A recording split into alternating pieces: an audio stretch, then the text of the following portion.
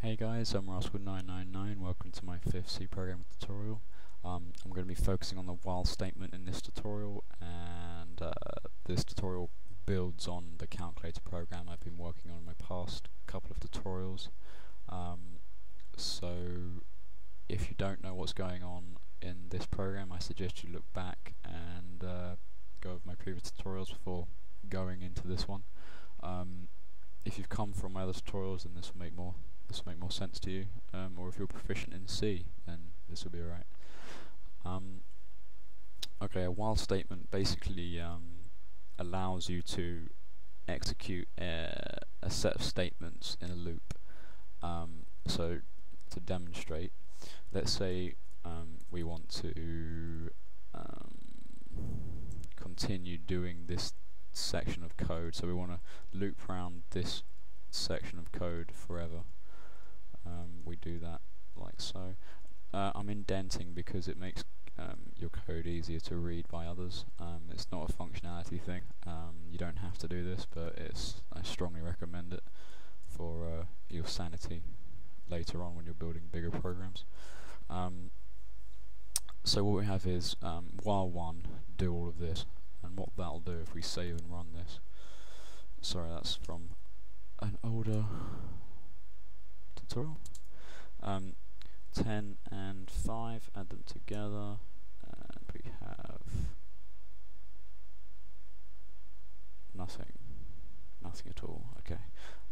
What I've done here twice, I actually did this in another take, is I excluded the printf statement from the while loop.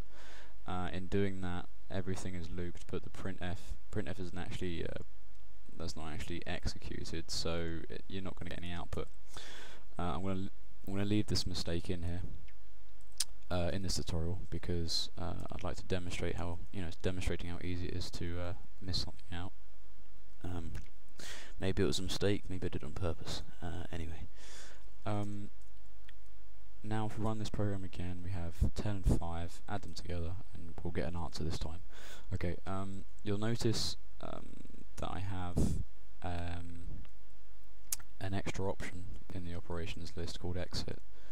If we do that, at the moment we have invalid input. Okay, now that's not necessarily the case anymore because it's now an option. So let's add an extra case. Case 5 printf goodbye and return 0. Notice I'm doing return 0 as opposed to return 1 because 5 is now considered valid input. It's no longer beyond the scope of the function. It's now considered valid. I've put 1 here because this is when the user does something stupid and doesn't enter valid data, i.e. a number between 1 and 5. So in returning 0, we leave the loop and subsequently leave the program. So let's try that.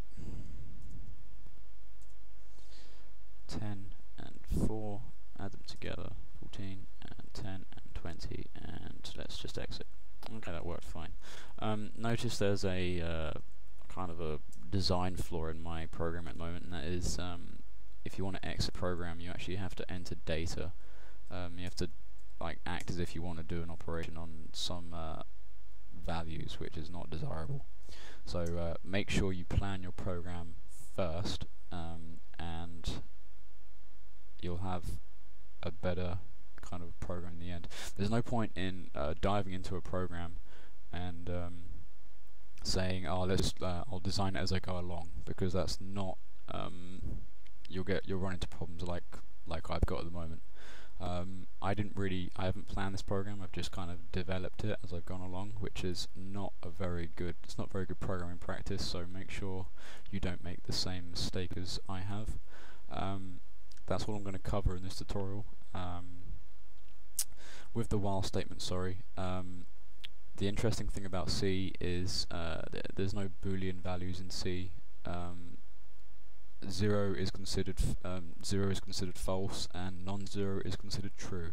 So if I did while 0, if I did while 0 in this statement, it would never, this section of code would never run because 0 is considered false. So the while statement will continue to loop through the section of code it's been assigned until a condition is false. And if I do while 1, that is going to be always a true condition. Or if I do while like 23, for example, that's also considered true because it's non-zero. So that will work fine.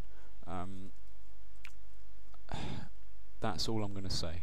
I'm gonna elaborate on these while loops and probably the if function a bit later on, but for now we'll just keep to the basics. So while 1, do this loop. I'm Rascal999. My next tutorial is going to focus on the for statement, and I hope this has been of help. Bye bye.